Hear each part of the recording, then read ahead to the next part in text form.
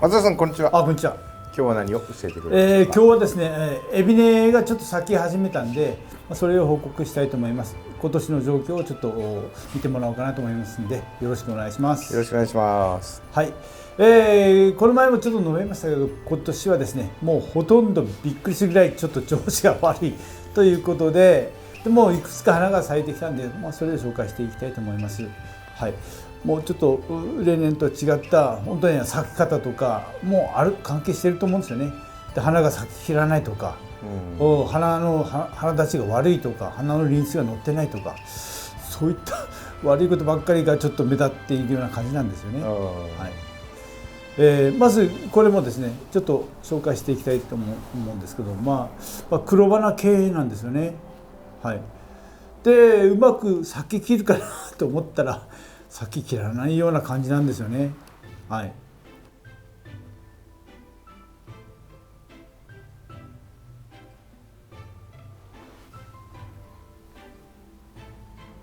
去年の葉っぱはですね、ちょっと傷んだんで切りました。だから新芽だけが残ったんですけども、そうすることによってはっきりですね、葉芽ばっかりじゃないっていう感じになったと思うんですよね。はい、普通だったらこんなのに花が上がらなくちゃいけないんですけど、上がってないんですよね。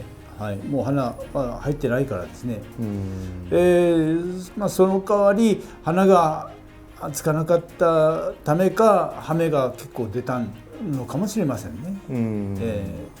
そういう面では、株分けもできるのかなとは思うんですけど、はい、ちょっとですね、今年は株分けはせずにちょっと大株をちょっと作ろうかなとは思っています。こんな感じになったんで、増やそうと思う方はですね、花後にこう分けられたらいいかなと思うんですけど、今年はですね、あんまり細かく分けて去年失敗したんで今年はちょっとこのまま状況を見ようかなと思っています。で、夏うまく、皆さんがアドバイスしていただいたようにですね、寒冷遮もちゃんとして水もちゃんとやって不織布もちゃんとかけてっていうような形で夏場は蚊にしてみようかなと思っております。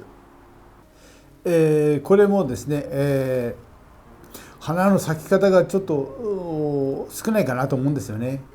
例年はしっかりこう花が立ち上がってたくさん咲いてくれるところが、今年は輪数も少なくて、ちょっと咲き方も寂しいなという感じですね。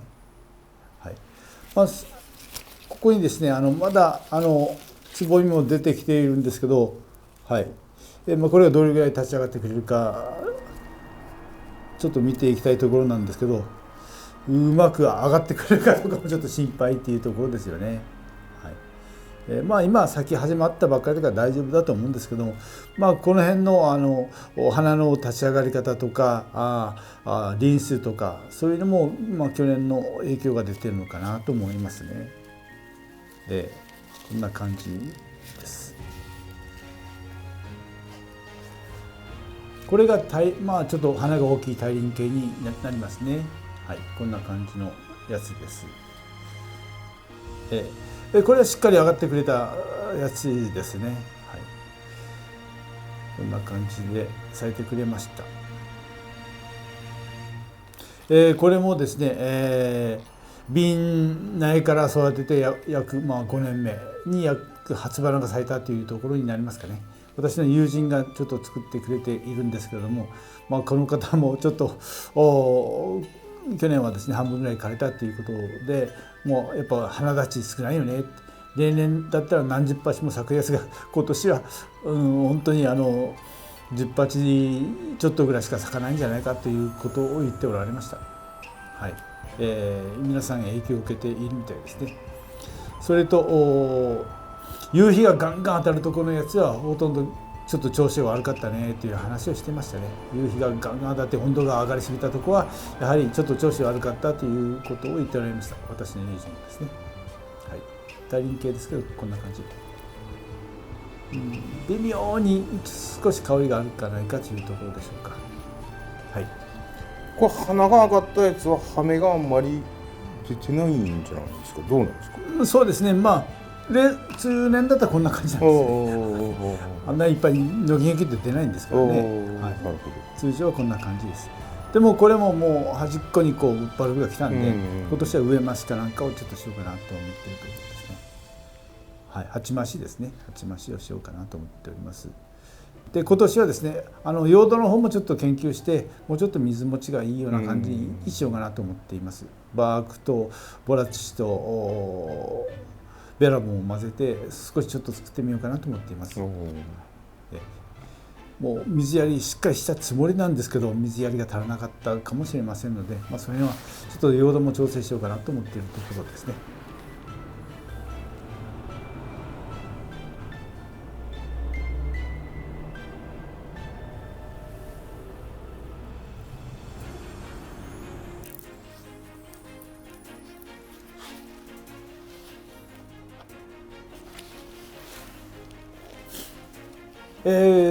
このエビネもですねグリーン系ですごく綺麗な感じなんですけど思ったよりリンスが乗ってないかなという感じですね。綺麗なグリーン系で、ゼスも綺麗にこう整っていますんで綺麗かなとは思うんですけれども花のバランスもいいんですけどちょっとリンスがちょっと少ないなというところがありますね。これも生き残ったやつの一つですね。こんなのがたくさんあったんですけどねもうどうしようもないというところでした。はい、グリーン系のエビですね。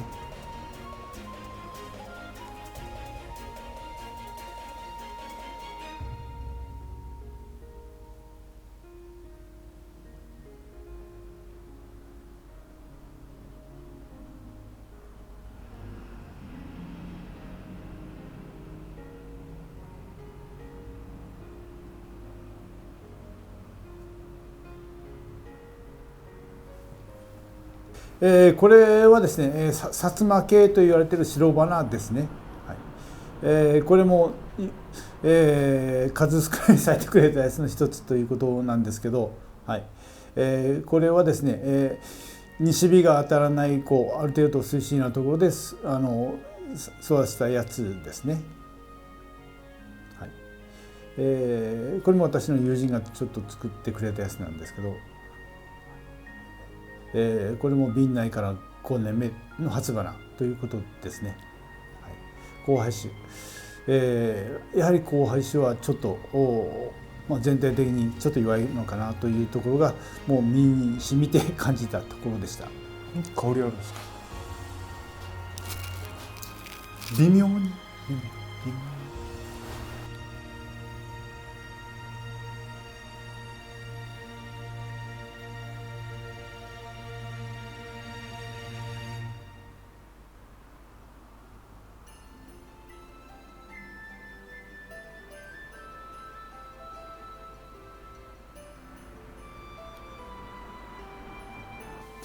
これもですね、瓶内から5年目の初花ということです。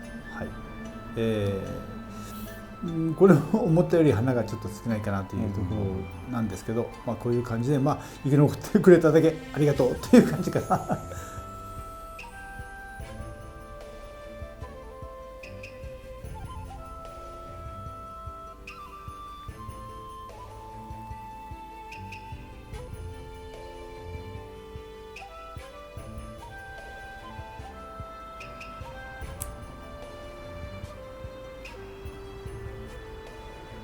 これも白花の唯一のこと咲いてくれたっていうやつですね。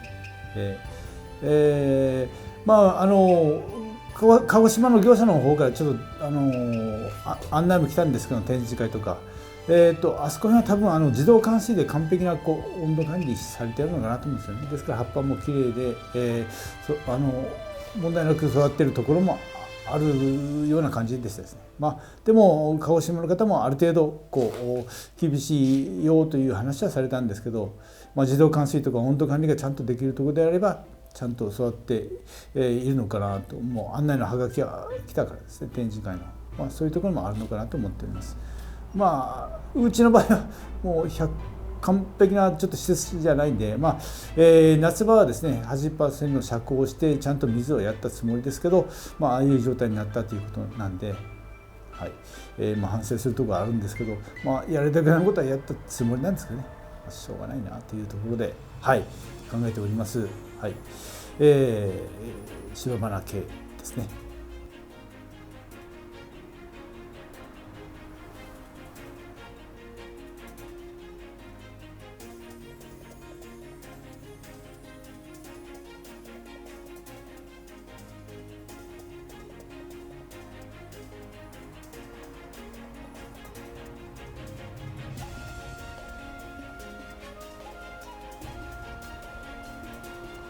これも白バナなんですけど、ちょっと輪数がちょっと少ないんですね。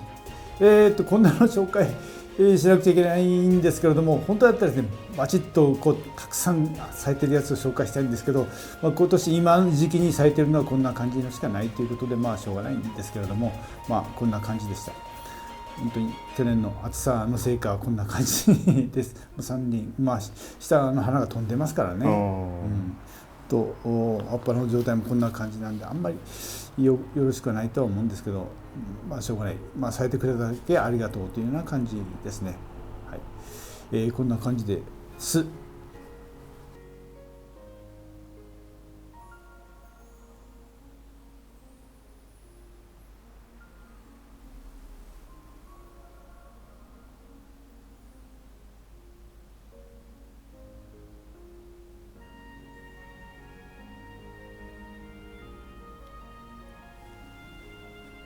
今日は4月15日なんですけど、今日の段階で咲いたのはこんな感じです。これも暑さのせいなのか、こんな感じのしか紹介できないのがちょっと残念なんですけど、はい、白バナですね。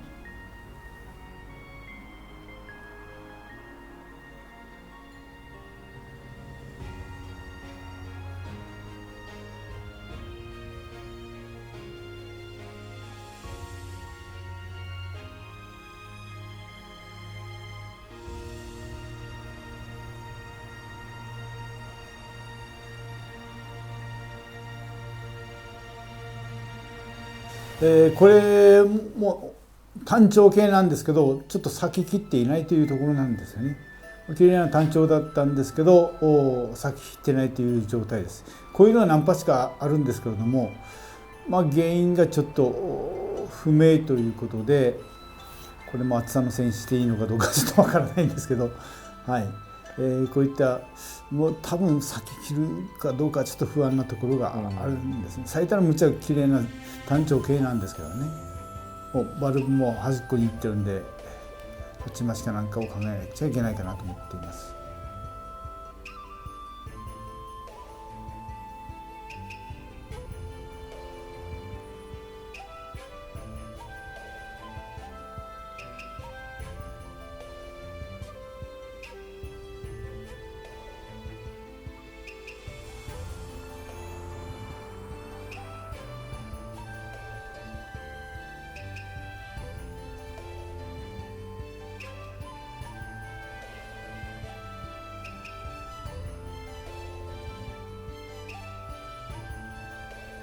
これも単調系で赤舌なんですけれども、ちょっと咲ききらないかなという感じなんですよね。ちょっと本当にこんなのまで紹介しなくちゃいけないんですけど、花はついてくれたけど咲ききるかどうかはまだはっきり分からないというところがちょっと不安ですね。多分厳しいかなというところかなと思うんですよね。株はですね、2本経って結構きれいな株ができたんですけど、一番大事な花の開きがちょっと厳しいかなというところですね。これでぴっしゃり咲いてくれればいいんですけどね。こんな感じです。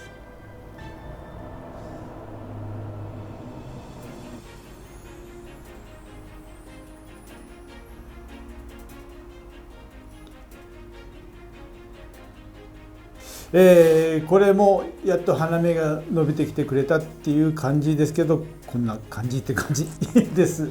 はい、小さい、花の輪数少ない。もう葉が悪くなって去年の葉っぱ切ったんですけど、こんな状態ですね。なんじゃそらという思われ方が多いと思うんですけど、生き残っただけ、ありがとうという感じで今年は育てていきたいと思っております。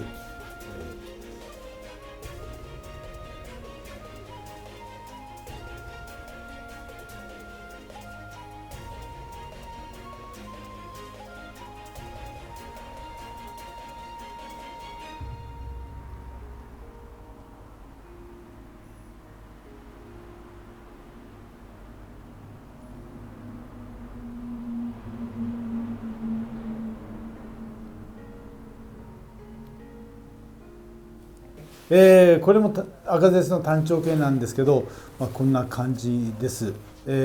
これも去年の暑さのせいにしていいのかどうかちょっと不安なところがあるんですけど、これをですねパッと開かせる対処方法を知っておられる方はですね、ぜひコメントをいただければ助かります。もうこんな感じのが結構出てくるんで、それはこうしたらいいんだがっていうのがあればですね、ぜひコメントいただければ助かります。はい、もう知ると知らんは大違いの情報があるかもしれませんけど、そういう情報があったらぜひ教えてください。よろしくお願いします。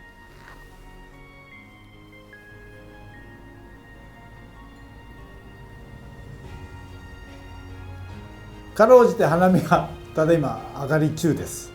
こんな感じです。4月15日だからこんな感じよと言われる方もいるかもしれませんけど、ちょっと小さいですよね。花芽自体も小さいし、でも生き残ってくれてありがとうの部類ですね。はい、来年はうまくこう咲かせてみたいなと思っております。もう葉っぱはちょっと切りました。悪くなってしまってですね、完璧なエビの作っている方にしてはちょっと情けないかなという感じかなと思いますけど、来年はきれいに育てていきたいなと思っております。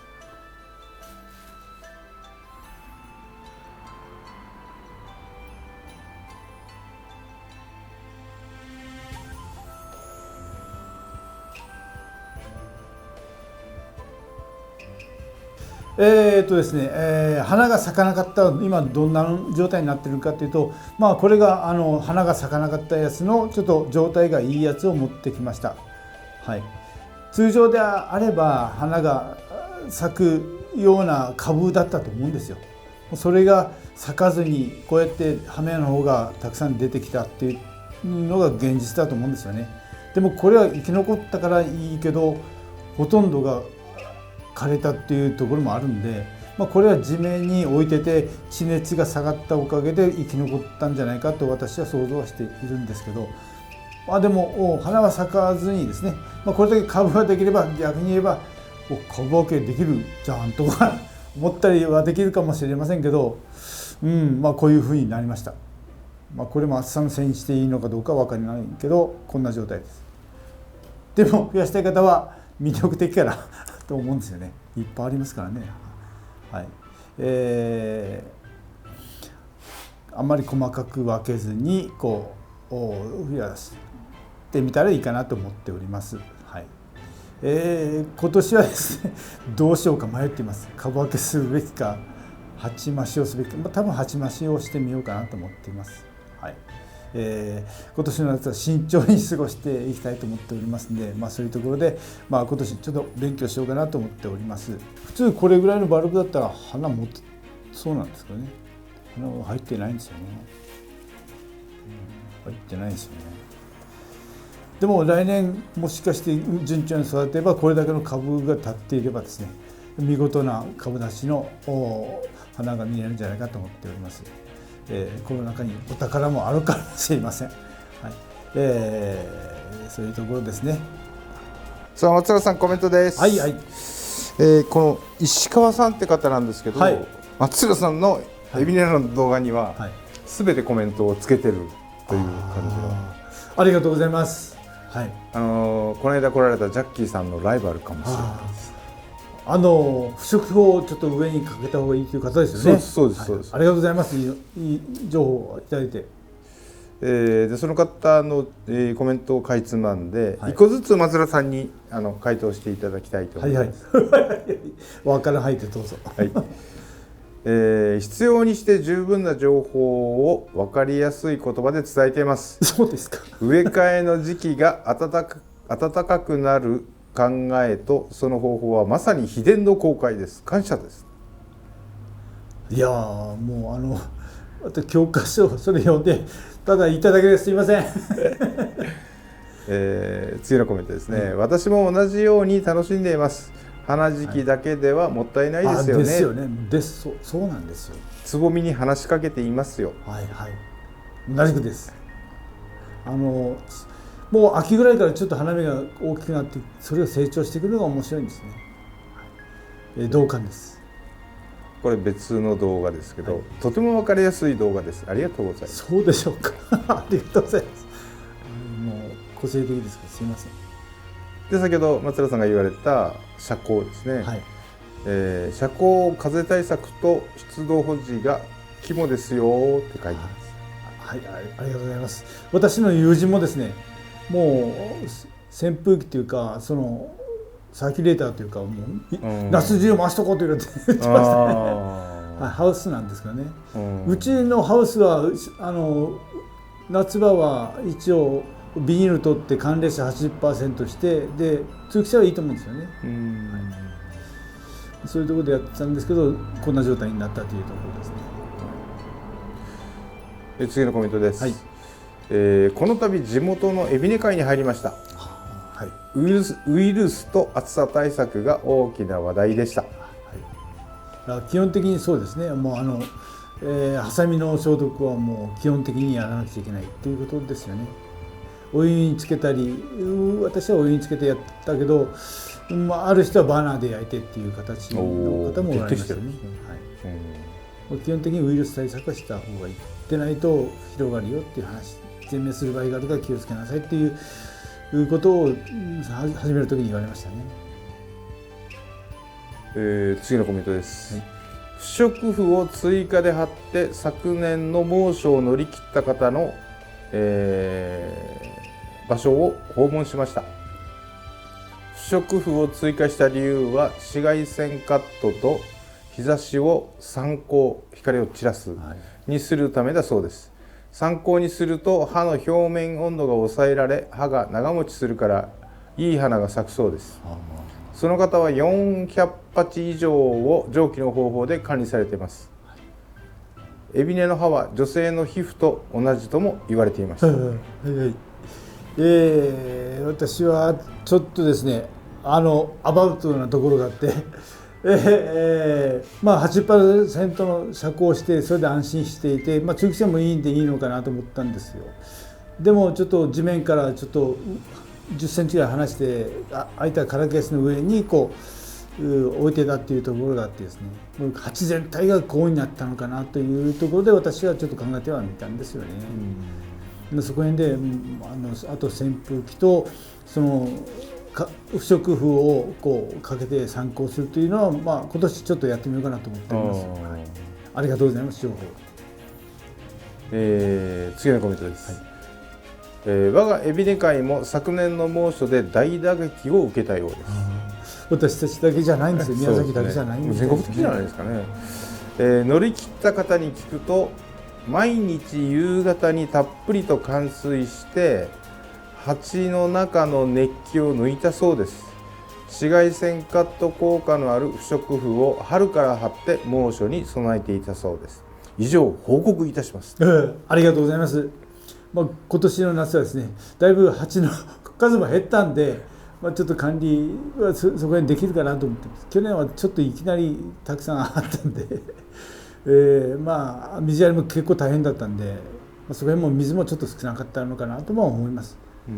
私の知り合いで団子屋をですね3坪4坪ぐらい作っておられる方がいて、僕のとこ平気だっていう方もいたんで、それなんかこう空いてるからちゃんとした遮光もあるし通気性もあるしというところと、あと水やり管理、水をちゃんとやっておかないとダメよっていう話はされてましたね。もううまくできてる人は何とでも言えますよね。はい、もう後の祭りです。すいません。次のコメントです。私が所属する海老根会で高温障害がほとんどなかった方の棚はとても低かったです。紫外線カット効果のある不織布を追加して貼っていました。夏場は毎夕方換水したそうです。そこへんで温度を下げるっていうのは一つだから、教科書には、葉水を1日に3回やってもいいよっていう話はされてますよね。そこへんがやりきれるかどうかでだいぶ差も出たのかもしれませんね。もうかかりっきりにならなきゃいけないような感じですかね。ですね。もうそう海老根会の人はそうしてください。私はちょっといろんなことをやりすぎて、夜中に水やったりですね朝方やったりとかしていたんで、そういう不規則なところも悪影響があったのかもしれませんね。はい、次のコメントです。私が27歳の時に出会った海老根の山取仙人は、アマチュアは株分けはなるべくせずに鉢増しをしなさい、病気予防の特効薬とも言ってました。人間の手が一番汚いと思う家の裏の杉林に1000株以上栽培されていました。口頭と紙だけでは伝えることが難しいとも、今は昔ですね。いや基本的に杉林が一番いいというふうに言われてるみたいですよね。で私もですね試験的に交配種を杉山に植えたんですけど、あんまり調子良くなかったですね。やはり交配種は結構厳しいのかなと。鉢植えで完璧な土で培養されてるんで、そこら辺はちょっと過保護なところがあるのかもしれませんね。で掛け合わせすぎでちょっと体質的に弱くなっている部分も多分あるんでしょうね。はい、うちもですね、杉山がたくさんあればですね、杉山に地エビネだったらいいですけど、ちょっと植えてですね、眺められていいかなと思います。花芽がどんどん伸びていくのを楽しむっていうのが私は好きなんで。地植えに挑戦したんですけどね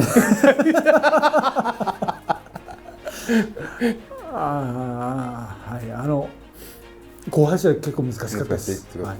皆さんも交配種を地植えする場合気をつけてください。はい、次のコメントです。昨年末に窮屈そうな鉢をかなり大きめに鉢増しした結果を報告いたします。花芽に押し子プラスバックから新芽の計3芽を出した鉢が複数ありました。鉢増しや株分けのタイミングが大事だと納得しています。はい、私もですね、7号鉢に株立ちを作ろうと思っていいやつを植えていました。いいやつを10鉢ぐらいですね。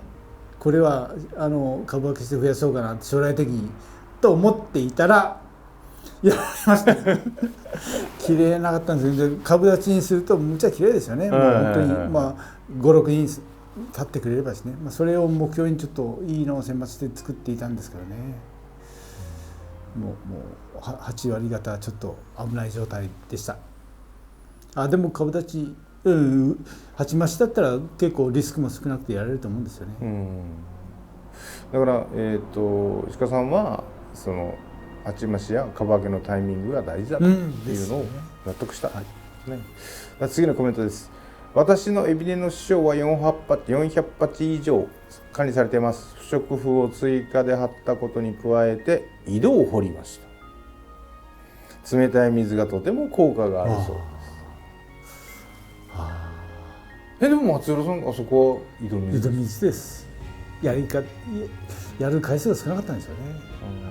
でもあんまり水かけしすぎて熟もあんまり良くない。でも今エビネの植え込み材料がものすごく通気性がいい、通水性がいいんですよね。やったらすぐ抜けるんで、水持ちもそんな良くはないと思うんですよ。だから結構夏場はやった方がいいかなと思うんですよね。そこら辺が私の場合少なかったのかなという反省点もちょっとあります。でも松浦さんが少ないってことは他の方も少ないっていうことになるんです。でそうね、私の知り合いで自動冠水しているところほとんどないんで、手やりだと思うんですよね。それともう宮崎の場合温度が40度以上上がったと思うんです、ハウス内はですね。その点で鉢ごと40度以上になってしまってこういった症状が出たのかなという感じはしてるんですよね。冷たい水はいいかなと思います。で時間があれば葉水とかもうたっぷりじゃなくて葉水だけでもやってやれば全然違うよということは聞きますけどね。温度が上がってるのがふーってですよね。うちは鍛えすぎたのかなでこの石川さん、松浦さんの動画をしっかり見られてますので、ありがとうございます。今後も海老根の情報発信。そうですね。逆に情報ください。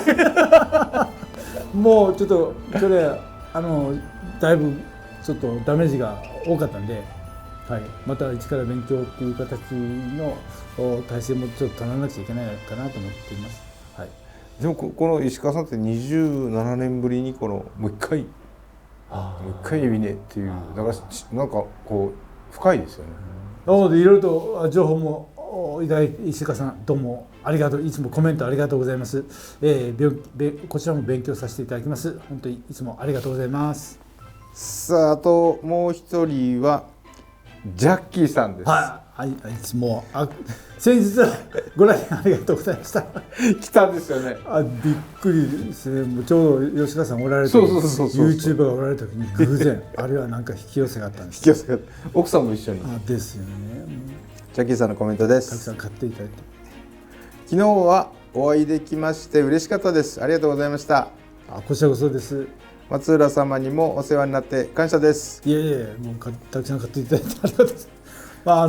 ちょっと2、3年作り込んだ知らんとかですね。はい、普通あんまり皆さんこう、目を留めないところにピシャッと目を留めて見る人は分かるんですね。あれはいいなと思ってたらやはりいいと判断してもらってありがとうございました。妻も一目で気に入ったブルーシラングリーンアイを手に入れて大変喜んでいます。動画でアップされない隠れた花々の購入となりましたが来店してよかったです。ありがとうございます。プレゼントまでいただき本当にありがとうございました。実際目で見てスケールの大きさに感激しました。また行けたらよろしくお願いいたします。ありがとうございましたってことです。こちらこそありがとうございます。もう本当にたくさん買っていただいて、はい、エビネもですね、あとふ入りの植物が好きだということでまた集めておきますのでぜひまた遊びに来てください。遠いところ本当にありがとうございました。いつもいろんなコメントありがとうございます。これからもですね皆さんの貴重なコメントをですね参考に、また新しい方法を考えていこうと思いますので、いろんなコメント情報をまたください。はい、いつもご視聴ありがとうございます。ありがとうございました。